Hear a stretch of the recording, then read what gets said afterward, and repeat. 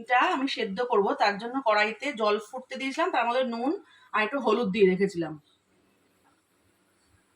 এবার বোয়াল মাছের ডিমগুলো আমি দিয়ে নিচ্ছি জলের মধ্যে।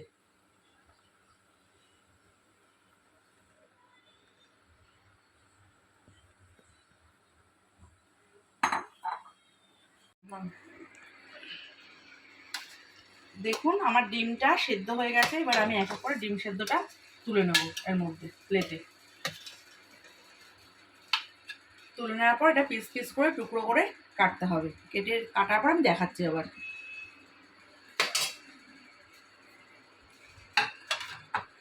পরে আমি এই ডিমগুলোকে এবার টুকরো টুকরো করে কেটে নিচ্ছি।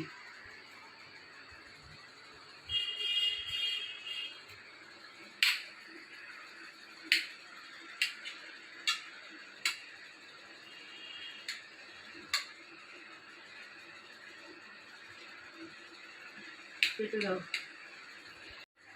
কড়াইটা আমি ধুয়ে পরিষ্কার করে নিয়েছি। এবার কড়াইতে আমি সর্ষের তেল দিলাম। সর্ষের তেলটা গরম হবে। গরম হওয়ার পরে এক এক করে আমি বোয়াল মাছের ডিমের টুকরোগুলো ভেজে নেব।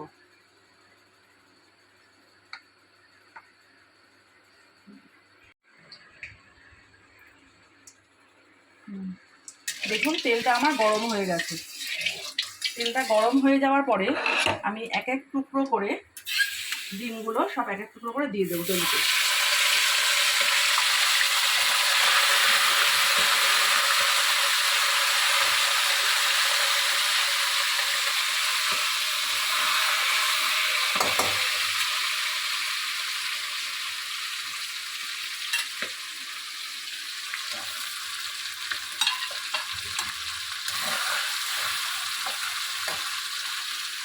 সব ডিমগুলো লাল করে ভেজে নিতে হবে।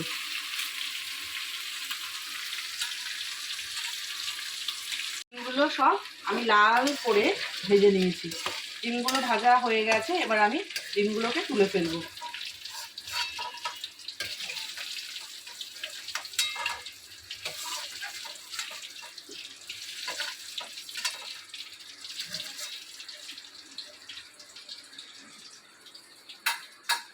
ডিমগুলো ভাজা হয়ে গেছে। এবারে আমি তেলে আলু টুকরো করে কেটে রেখেছিলাম, সেই আলুগুলোকে দিয়ে দেবো। আলুগুলো লাল করে ভেজে নেব।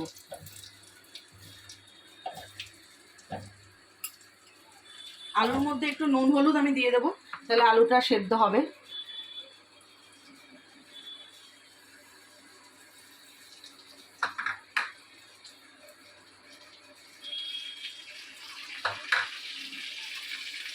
আলুটা এবার লাল করে ভেজে নেব।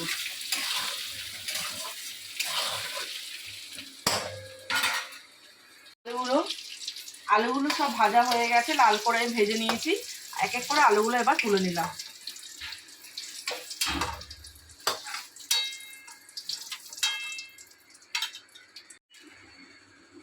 আলুগুলো ভেজে তুলে নেওয়ার পরে আমি কড়াইয়ের তেল যে ছিল তার মধ্যে তেজপাতা, শুকনো লঙ্কা, জিরে, গরম মশলা, গোটা গরম মশলা আমি ফোড়ন দিলাম।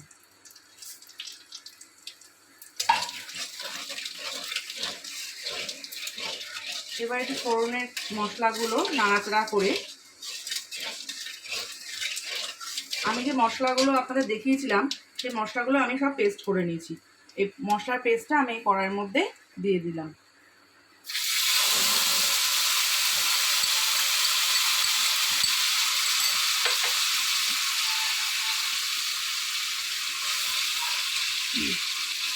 তার মধ্যে টমেটো কুচি, পরিমাণ মতন হলুদ,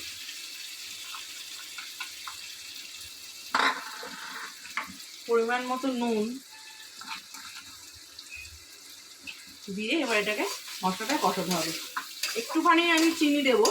আমরা সব রান্নাটাতে একটু করে চিনি দিই, খুব বেশি না, অল্প একটু চিনি দেবো।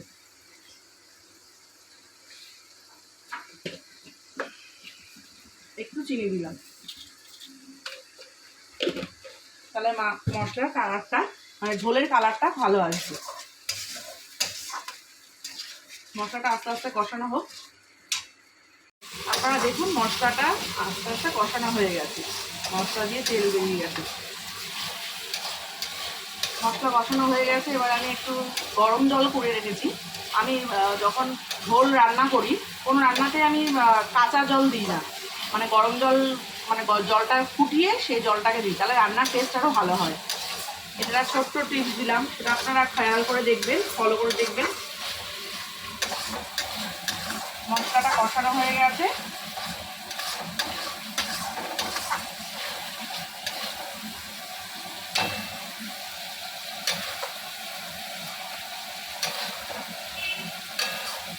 এবার আমি জল দিয়ে দেবো।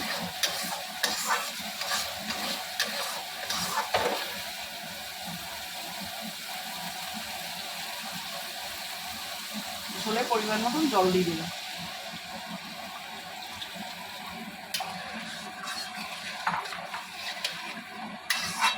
ঝোলটা একটু ফুটে উঠলে আমি আলু আর বোয়াল মাছের ডিমগুলো আমি দিয়ে দেবো।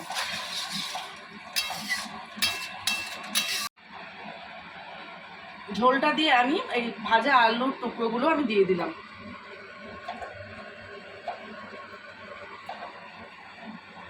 আলুটা একটু সেদ্ধ হবে, তারপরে আমি বোয়াল মাছের ডিমগুলো দেবো।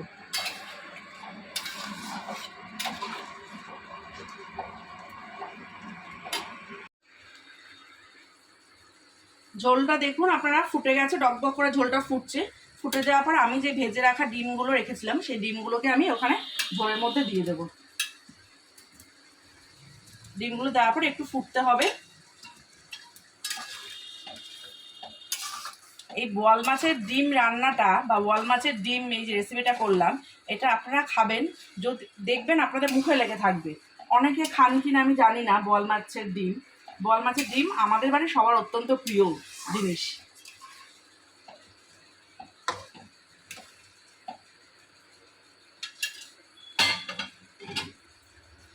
তবে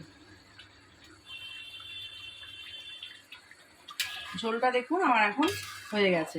ঝোলটা এতে বড়াগুলো দিয়ে দিয়েছিলাম, ঝোলটা ফুটে গেছে। সবার শেষে আমি একটু ঘি দিয়ে দিলাম।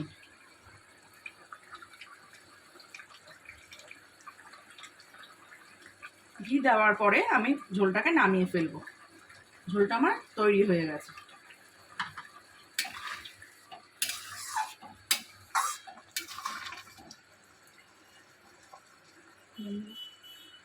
দেখুন ঝোলটা আমি এবার ঢেলে রাখছি।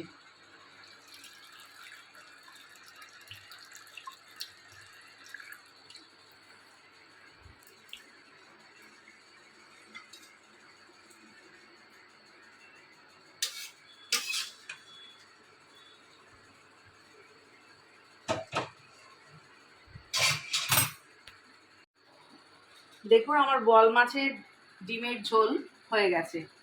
কি সুন্দর রংটা এসছে। আপনারা একবার খেয়ে দেখবেন বাড়িতে তৈরি করে। আর যদি আমার কাছে এসে খেতে চান, সেটাও আমি আসতে পারেন, আমি রান্না করে খাওয়াবো।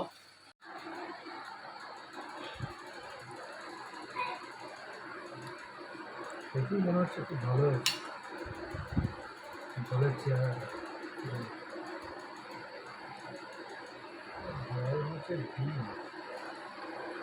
বাজারে না দেখে